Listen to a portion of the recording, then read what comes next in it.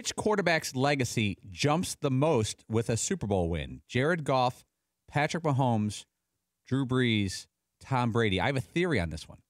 I'm going to say Drew Brees because he has one. He has all the stats. Once you go 2, then you get into a different category there.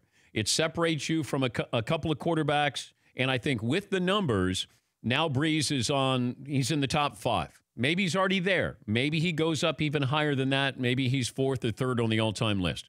So I think Drew Brees, his legacy jumps more because 2 Super Bowls, I think we look at you a lot differently than we do with 1. Yeah, Paulie. I'm going to say Jared Goff, weirdly, because once he gets the first one, you got to figure out a way to keep him out of the Hall of Fame, even if he's just a B-level regular season quarterback. If he gets 1 Super Bowl like Russell Wilson and he just keeps putting up 30 touchdowns and 12 picks for the next 10 years.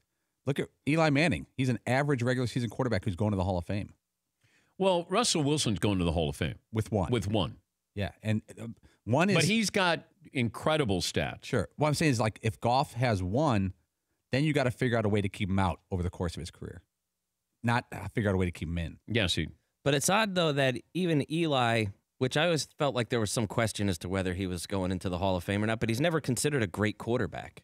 People have always, even the years that he won the Super Bowl, it was like, should we bench Eli? Yeah. And that's not the sign of a top 5 quarterback or, a great quarterback of all time. Even with 2 rings, it was always like, yeah, Eli, even with 2 rings, yeah.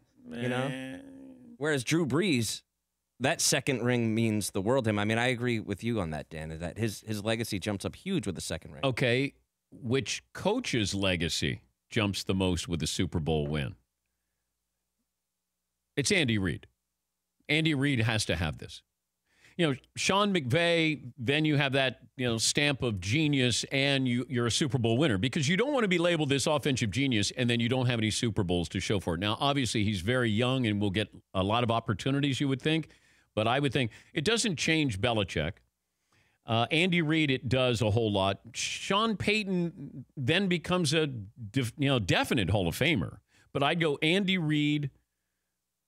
I'd probably go Sean Payton because he then becomes a Hall of Famer.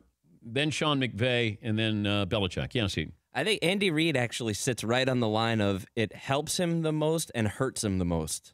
Where if this loss would hurt his legacy even more because it's sort of further cementing a reputation.